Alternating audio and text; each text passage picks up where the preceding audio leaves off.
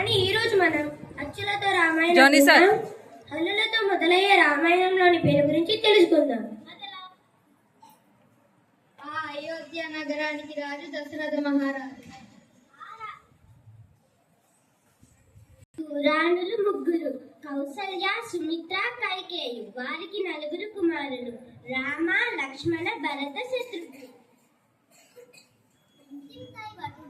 అన్నట్లు రోజు రోజుకి విద్యాబుద్ధులతో ప్రసన్నమైన తేజోవదనంతో రాముడు ఎదుగుతున్నాడు. ఈయన విశ్వామిత్రుని మహర్షి శిష్యునిగా సీతా స్వయంవరానికి వెళ్ళి శిరధనుసును పిలిచి సీతమ్మను వివాహం చేసుకున్నాడు. ఉత్తమమైన దాంపత్యానికి ఆదర్శంగా నిలుస్తూ తెల్లవారితే రామ పట్టాభిషేకానికి సిద్ధమవుతున్న తరుణాన ఊహించని పరిణామంలో మందర చెప్పుడి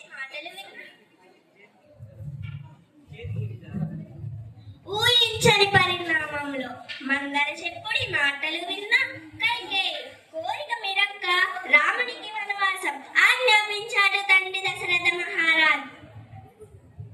జ్ఞానబంధానికి తండ్రి మాటకు విలువనిచ్చి అడవికి పయనమై పితృవాక్య పరిపాలకుడిగా లోకానికి ఆదర్శంగా నిలిచాడు.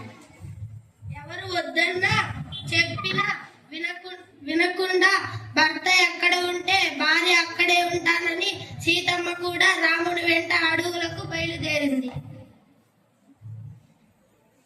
ఏమరపాటో గ్రహపాటో బంగారు లేడిని చూసింది సీతమ్మ.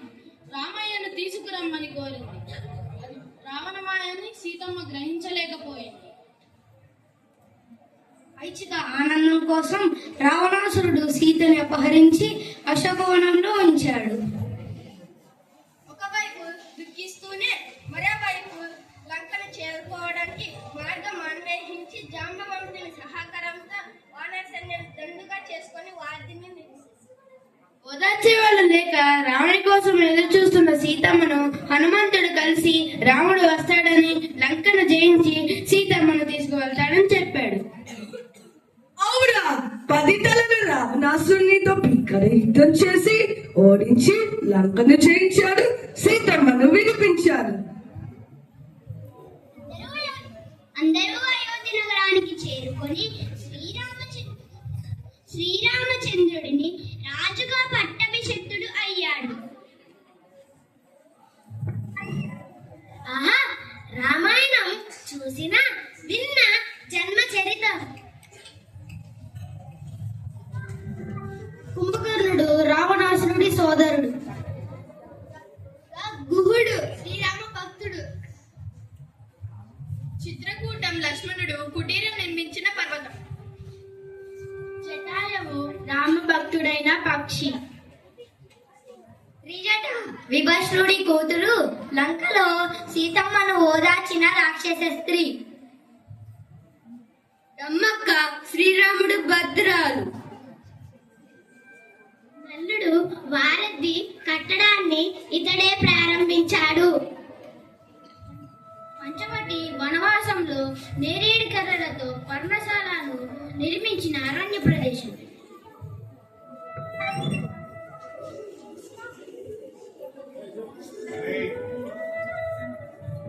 భరతుడు రాముడి సోదరుడు. మారీచుడు బంగారం మాయలేడిలో వచ్చినవాడు. సుగ్రీవుని భార్య. లవకుశలు సీతారాముల పుత్రులు. వాల్మీకి రామాయణాన్ని రచించిన వారు. సబలి రామునికి ఎంగి పండ్లు పెట్టిన భక్తురాలు. వారి సోదరుడు. హనుమంతుడు రామ భక్తుడు. మీకు రామాయణం గొప్పదనం గురించి తెలుసా? రామాయణం మానవ సంబంధాలను చూపించే అద్దం వంటిది.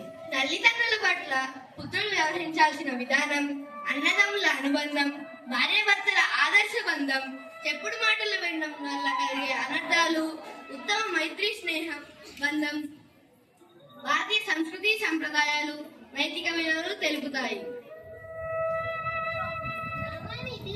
ఇతిహాసంలో 7 కాండములు ఉంటాయి. అవి బాలకాండ, అయోధ్యకాండ, అరణ్యకాండ, కిష్కింధకాండ, సుందరకాండ, యుద్ధకాండ, ఉత్తరకాండ. రామచంద్రాయ జనతరాజజా మనోహరాయ మామదాద్భీష్మరాయ మహితమంగళం చారు కుంకుమో తేజచందనాయ చర్చితాయ హారదగట శోభితాయ భూరి మంగళం విమల రూపాయ వివిధ వేదాంత వేద్యాయ సుముఖ చిత్ర కావితాయ శుభన మంగళం శుభన మంగళం. ధన్యవాదాలు. 5వ తరగతి వివేకానంద పాఠశాల.